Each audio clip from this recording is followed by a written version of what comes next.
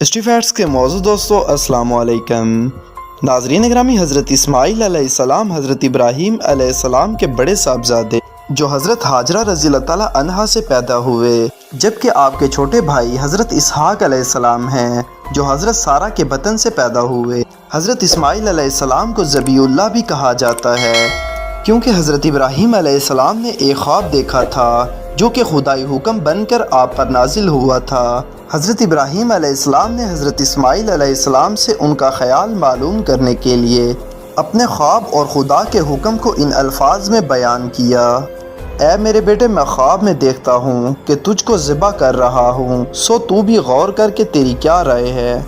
حضرت اسماعیل علیہ السلام نے اپنے والد ابراہیم علیہ السلام کو ان الفاظ میں جواب دیا: اے میرے ابا جان، جو حکم آپ کو دیا گیا ہے اسے کر ڈالیے۔ اس قربانی کے وقت آپ علیہ السلام کی عمر مبارک 13 سال کی تھی۔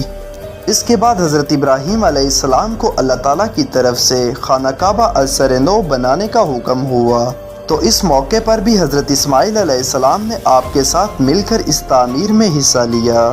حضرت اسماعیل علیہ السلام کا قرآن مجید میں 9 جگہوں پر ذکر ہوا ہے۔ بڑھاپے میں حضرت ابراہیم علیہ السلام نے اولاد کے لیے دعا کی تو پروردگار عالم نے ان کی دعا منظور فرمائی، اور بی بی ہاجرہ کے بطن اطہر میں حضرت اسماعیل علیہ السلام کو پروردگار عالم نے ٹھہرایا۔ پھر ایک کنویں پر ایک فرشتے نے حضرت ہاجرہ کو بشارت دی کہ تیرے ہاں بیٹا ہوگا اور اس کا نام اسماعیل علیہ السلام رکھنا، اور اس کی اولاد بہت پھیلے گی۔ اور جب بچے کی ولادت ہوئی تو فرشتے کی بشارت کے موافق اس کا نام اسماعیل علیہ السلام رکھا گیا۔ اس وقت حضرت ابراہیم علیہ السلام کی عمر 86 برس تھی۔ حضرت ابراہیم علیہ السلام نے خدا کی حمد و ثنا بیان کی اور اس عظیم نعمت پر اللہ تعالیٰ کا بہت شکر ادا کیا۔ حضرت ابراہیم علیہ السلام کو حضرت اسماعیل علیہ السلام سے بڑی محبت تھی۔ حضرت ابراہیم علیہ السلام کو خدا کا حکم ہوا کہ بی بی ہاجرہ کو بماہ پیارے اور معصوم اپنے فرزند اور اللہ کے نبی حضرت اسماعیل علیہ السلام کو ایک بیابان جنگل میں چھوڑ آؤ۔ چنانچہ حضرت اسماعیل علیہ السلام اور ان کی والدہ بی بی ہاجرہ کو حضرت ابراہیم علیہ السلام اپنے ساتھ لے کر مکہ مکرمہ کی جانب روانہ ہوئے۔ اس حکم میں حکمت یہ تھی کہ پروردگار عالم کو ان کے ذریعے ایک تو خانہ کعبہ کی تعمیر کروانی تھی، اس کے علاوہ تمام عرب کو ان کی اولاد سے آباد کرنا تھا۔ جب حضرت ابراہیم علیہ السلام بما بیوی اور بچے کے آب زمزم کے مقام پر پہنچے تو وہاں ایک درخت تھا۔ اس درخت کے نیچے بیوی اور بچے کو بٹھایا اور آپ دیدہ ہو کر واپس روانہ ہوئے۔ حضرت بی بی ہاجرہ رضی اللہ تعالیٰ عنہا آپ کے پیچھے جاتی ہیں اور کہتی ہیں: ہمارے حال پر رحم کرو، ہمیں ایسے بیابان میں کس کے سپرد کر کے جا رہے ہو؟ جس پر حضرت ابراہیم علیہ السلام نے جواب دیا کہ تمہارا محافظ پروردگار عالم ہے اور میں اسی کے حوالے کر کے تمہیں جا رہا ہوں۔ جس پر بی بی ہاجرہ رضی اللہ تعالیٰ عنہا نے سنتے ہی کہا: مجھے اللہ کافی ہے اور میں اس کی ذات پر توکل کرتی ہوں۔ حضرت ابراہیم علیہ السلام نے حسرت کے ساتھ شام کا رستہ اختیار کیا اور جاتے جاتے جب ایسی جگہ پہنچے جہاں سے بی بی ہاجرہ اور پیارا بچہ نظر نہ آتے تھے، وہاں کعبے کی طرف منہ کر کے بڑی عاجزی سے دعا کی، جیسا کہ فرمان ہے: اے ہمارے رب، میں نے اپنی اولاد کو ایک بغیر کھیتی کی وادی میں آپ کے محترم گھر کے پاس بسایا ہے۔ اے ہمارے رب، تاکہ وہ نماز قائم کریں، بس آپ لوگوں کے دلوں کو ان کی طرف مائل کر دیجئے اور ان کو پھلوں کی روزی عطا فرمائیے تاکہ وہ شکر کریں۔ ابن جریر رحمۃ اللہ علیہ فرماتے ہیں کہ حرمت والا گھر اس لیے کہا کہ یہاں رہنے والے اطمینان سے نماز ادا کریں۔ یہ پورا ذکر ہم گزشتہ ویڈیو میں حضرت ابراہیم علیہ السلام کے واقعے میں بھی آپ کو بتا چکے ہیں۔ پروردگار عالم نے سب دعائیں حضرت ابراہیم علیہ السلام کی قبول فرمائی۔ حضرت ابراہیم علیہ السلام نے حکم ربانی کی تعمیل میں ذرا بھی ہچکچاہٹ محسوس نہ کی۔ اپنی اہلیہ اور شیرخوار بچے کو بیابان میں چھوڑ کر چلے گئے۔ خدا کے حکم میں اتنی دیر لگانا بھی گوارا نہیں کیا کہ اپنی اہلیہ محترمہ کے پاس جا کر تسلی دے دیں۔ حضرت ابراہیم علیہ السلام اللہ کے وہ نبی ہیں جنہیں جہاں بھی کوئی حکم ملا تو فوراً اسے پورا کیا۔ البتہ ان پر یہ احسان کیا کہ پہاڑ کے پیچھے چھپ کر اپنے رب سے ان کی حفاظت اور امن و اطمینان کے لیے دعا کی۔ اس دعا کو پروردگار عالم نے ایسا قبول فرمایا کہ بے بس عورت اور بچہ نہ صرف خود آباد ہوئے بلکہ ان کے طفیل ایک شہر آباد ہو گیا، اور ان کے طفیل آج اہل مکہ ہر طرح کی نعمتوں سے مالا مال ہیں۔ کہا جاتا ہے کہ حضرت ابراہیم علیہ السلام کی دعا کا اثر آج بھی اہل مکہ پر موجود ہے۔ حضرت ابراہیم علیہ السلام خدا کے حکم سے بیوی اور بچے سے ملنے آتے جاتے رہتے تھے۔ وہاں پر عالیشان عمارتیں جرہم کے لوگوں نے بنائی، اور حضرت اسماعیل علیہ السلام کے اخراجات انہوں نے اپنے ذمہ ٹھہرائے، تو بی بی ہاجرہ رضی اللہ تعالیٰ عنہا کو تسلی اور اطمینان ہو گیا۔ حضرت اسماعیل علیہ السلام کی بھی کامل نشو و نما ہو رہی تھی، جس سے حضرت ابراہیم علیہ السلام بھی مطمئن تھے۔ جب حضرت اسماعیل علیہ السلام کی عمر 7 سال کی ہوئی تو پروردگار عالم نے حضرت ابراہیم علیہ السلام کو خواب میں حکم دیا کہ میری رضا کے لیے پیاری چیز قربان کرو۔ روضۃ العلماء میں ہے کہ حضرت ابراہیم علیہ السلام نے ذی الحجہ کی پہلی رات کو خواب دیکھا کہ کہنے والا یعنی خدا کہتا ہے، اے خلیل اپنی پیاری چیز کو ذبح کر۔ جب بیدار ہوئے تو چند بکریاں ذبح کی، پھر دوسری رات بھی ویسا ہی خواب دیکھا، صبح چند گائیں ذبح کی، تیسری رات بھی ویسا ہی حکم ہوا، صبح چند اونٹ ذبح کیے۔ ہر رات یہی خواب دیکھتے رہے اور قربانیاں بڑھاتے گئے۔ پھر 8ویں رات کو حکم ہوا کہ آزمائش ایزدی میں اپنے بیٹے کو ذبح کرنا ہے۔ 9ویں رات کو بھی یہی حکم ہوا۔ پھر 10ویں رات کو یہی حالت دیکھی کہ شاعر اسلام کی خاطر ذبح کر۔ پھر اللہ کے امر کی تعظیم کی اور ارادہ کیا۔ اس کے بعد حضرت ابراہیم علیہ السلام خانہ کعبہ میں گئے تو وہاں بھی کہا گیا، اے ابراہیم اپنے بیٹے کو ذبح کر۔ اس کے بعد حضرت ابراہیم علیہ السلام حضرت اسماعیل علیہ السلام کی والدہ کے پاس آئے اور فرمایا کہ اسماعیل کو تیار کرو، میں اپنے دوست کے ہاں جاتا ہوں اور اسماعیل کو بھی ساتھ لے جاؤں گا۔ والدہ نے حضرت اسماعیل علیہ السلام کو غسل دیا، نئے کپڑے پہنائے، کنگھی کی اور خوشبو بھی لگائی۔ بی بی ہاجرہ رضی اللہ تعالیٰ عنہا نے اپنے بیٹے کو خوب تیار کیا اور حضرت ابراہیم علیہ السلام کے سپرد کیا اور کہا، میں نے اپنا کام اللہ کے سپرد کیا، بے شک اللہ تعالیٰ اپنے بندوں کو دیکھنے والا ہے۔ حضرت ابراہیم علیہ السلام نے رسی اور چھری بھی خفیہ طور پر ساتھ لے لی اور مینا کی طرف روانہ ہو گئے۔ ان باپ بیٹے کے جانے کے بعد شیطان مشائخانہ صورت میں حضرت بی بی ہاجرہ رضی اللہ تعالیٰ عنہا کے پاس آیا اور کہا، کیا تو جانتی ہے کہ ابراہیم علیہ السلام تیرے بیٹے کو کہاں لے جا رہے ہیں؟ جس پر بی بی ہاجرہ رضی اللہ تعالیٰ عنہا نے جواب دیا کہ وہ اپنے دوست کے ہاں لے گئے ہیں۔ جس پر شیطان نے جواب دیا، نہیں ایسا نہیں، بلکہ تیرے بیٹے کو ذبح کرنے کے لیے لے جایا گیا ہے۔ حضرت بی بی ہاجرہ رضی اللہ تعالیٰ عنہا نے جواب دیا کہ ایسا کون باپ ہوگا جو اپنے بیٹے کو ذبح کرے، اور اپنے جواب کے ساتھ یہ بھی فرمایا کہ اگر حکم الہی ایسا ہو تو دل و جان سے راضی ہوں، یہ میرا ایک بیٹا ہے، اگر اس جیسے 1000 بیٹے بھی ہوں تو پھر بھی خدا کے راستے میں دینے کے لیے تیار ہوں۔ شیطان وہاں سے مایوس ہو کر چلا گیا۔ پھر موقع پا کر حضرت اسماعیل علیہ السلام کے پاس پہنچ گیا اور ان کو بھی اسی طرح کے وسوسے میں مبتلا کرنے کی کوشش کرنے لگا۔ حضرت اسماعیل علیہ السلام نے بھی یہی جواب دیا، یہ تو میری ایک جان ہے، اگر 1000 جانیں بھی ہوں تو بھی میں خدا کی راہ میں قربان کرنے کے لیے تیار ہوں۔ اس کارروائی سے بھی شیطان نا امید ہو کر اب پہنچتا ہے حضرت ابراہیم علیہ السلام کے پاس، انہیں وسوسہ دینے لگا، لیکن شیطان مردود کے پہنچتے ہی اللہ کے خلیل نے اسے پہچان لیا اور ڈھیلا اٹھا کر مارا اور اللہ کے حکم کی تعمیل شروع کی، جیسا کہ پروردگار عالم کا ارشاد ہے۔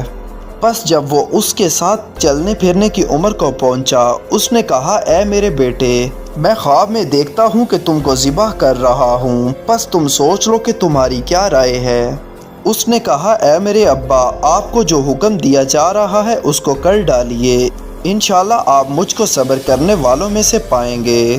پس جب دونوں مطیع ہو گئے اور ابراہیم علیہ السلام نے اس کو ماتھے کے بل گرا دیا اور ہم نے اس کو آواز دی، اے ابراہیم، تم نے خواب کو سچ کر دکھایا، بے شک ہم نیکی کرنے والوں کو ایسا ہی بدلہ دیتے ہیں۔ یقیناً یہ ایک کھلی ہوئی آزمائش تھی اور ہم نے ایک بڑا ذبیحہ اس کے فدیے میں دے دیا۔ وہ بڑی قربانی جنت کا ایک تنبا تھا۔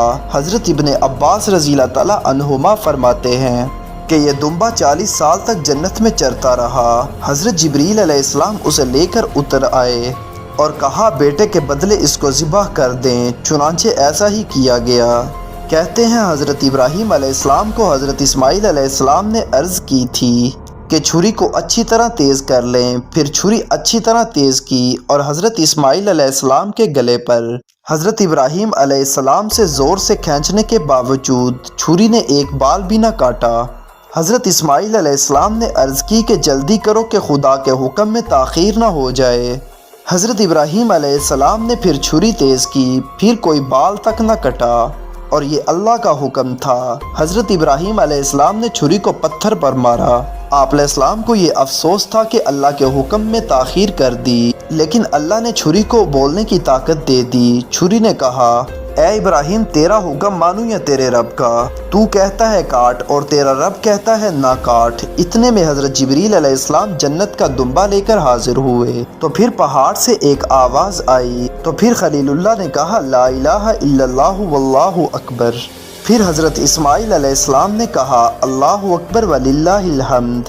اب یہ تکبیریں پچھلوں پر واجب ہو گئی۔ بعض کہتے ہیں کہ خدا کے حکم سے حضرت اسماعیل علیہ السلام کی گردن پر تانبے کی سختی رکھ دی گئی تھی کہ حضرت اسماعیل علیہ السلام کو کسی قسم کی کوئی تکلیف نہ پہنچے۔ جب حضرت اسماعیل علیہ السلام کی عمر مبارک 15 سال ہوئی تو بی بی ہاجرہ رضی اللہ تعالیٰ عنہا کا انتقال ہو گیا۔